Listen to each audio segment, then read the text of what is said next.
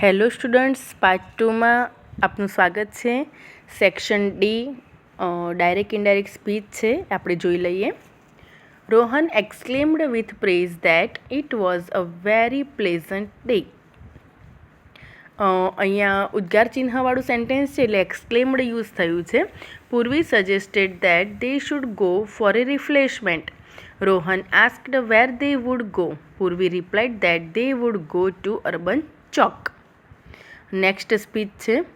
Prakash exclaimed with praise to Rita that she looked very beautiful in that dress and asked from where she had bought it.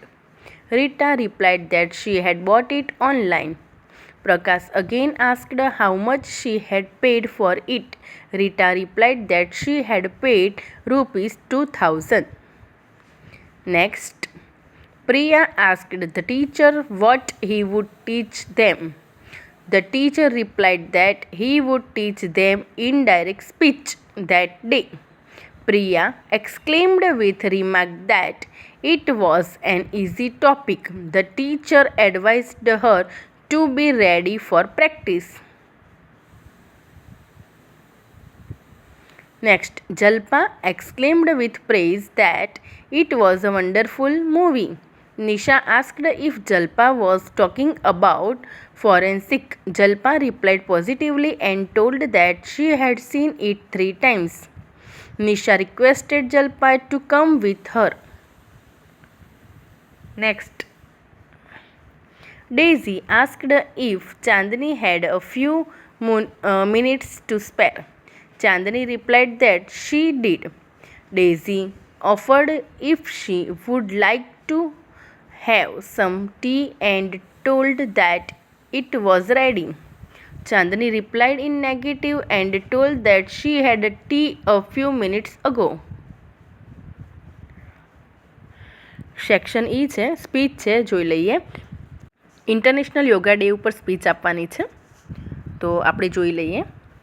Good morning everyone. Today on International Yoga Day, we celebrate the power and benefits of yoga, an ancient practice that harmonizes the mind, body, spirit. Yoga helps us achieve physical fitness, mental clarity, and emotional balance. It teaches us patience, discipline, and self-awareness. As we engage in various asanas and breathing exercise, let's remember that yoga is not just about flexibility but about fostering inner peace and overall well-being. I encourage each of you in incorporate yoga into your daily routine, embracing its holistic approach to health. Let's honor this day by committing to healthier and more committed lifestyle. Second speech છે, benefits of positive attitude. Good morning everyone. Today I want to talk about the benefits of maintaining a positive attitude. A positive attitude transforms challenges into opportunities and setbacks into lessons. It enhances our resilience, making us more adaptable to change. When we approach life with optimism, we boost our mental and emotional well-being, foster stronger relationships, and increase our chances of success.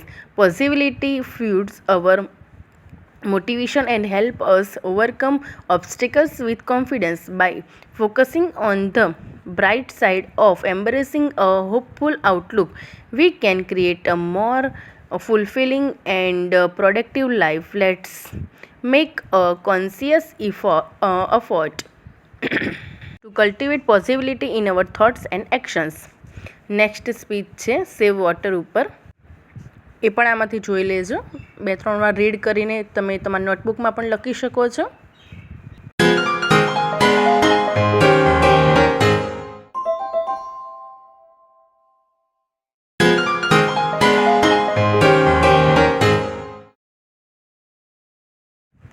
Next speech environment ઉપર છે, એ પણ જોઈ લેજો.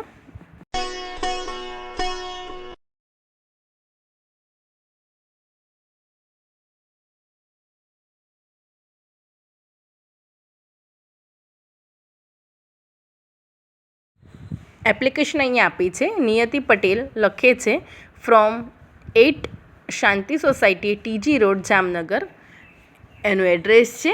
Application લખવાની છે શેના માટે? Post of computer ઓપરેટરની છે. અને કઈ કંપનીમાં? KG company, SG highway Ahmedabad, ત્યાં એપ્લિકેશન લખવાની છે.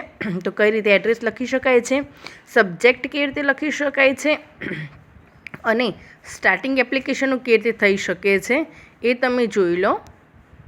અને એની જે પર્સનલ ડિટેલ્સ છે એ અહીંયા આપેલી છે.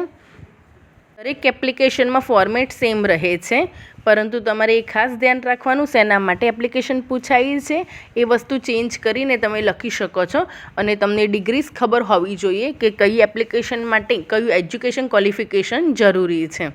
તો એ રીતે ધ્યાનમાં રાખીને તમે એપ્લિકેશન લખશો તો એક પણ માર્ક્સ તમારો કપાશે નહીં. દરેક વસ્તુ એટલી મહત્ત્વની છે.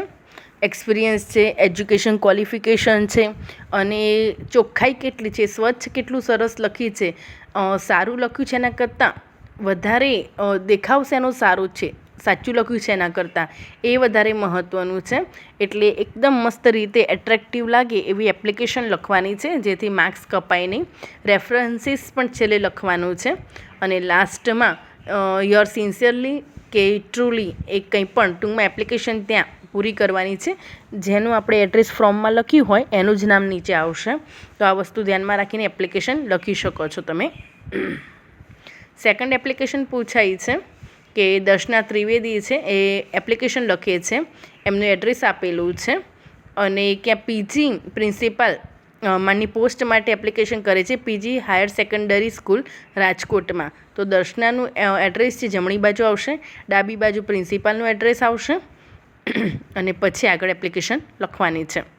પ્રિન્સિપાલની પોસ્ટ માટે છે એટલે ટુ પ્રિન્સિપાલ નહીં લખવાનું, ટુ ધ ટ્રસ્ટીઝ લખી શકો છો. બરાબર છે. એના જે સંસ્થાના મંડળને આપણે એપ્લિકેશન કરી શકીએ છીએ. ડિગ્રીઝ લખવાની છે અહીંયા જોઈ લો તમે, પ્રિન્સિપાલ માટે આપેલી છે.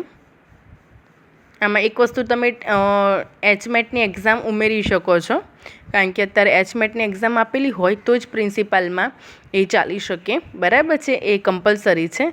તો HMAT એક્ઝામ લખી શકો છો આમાં. ત્યારબાદ એક્સપિરિયન્સ છે, રેફરન્સીસ છે,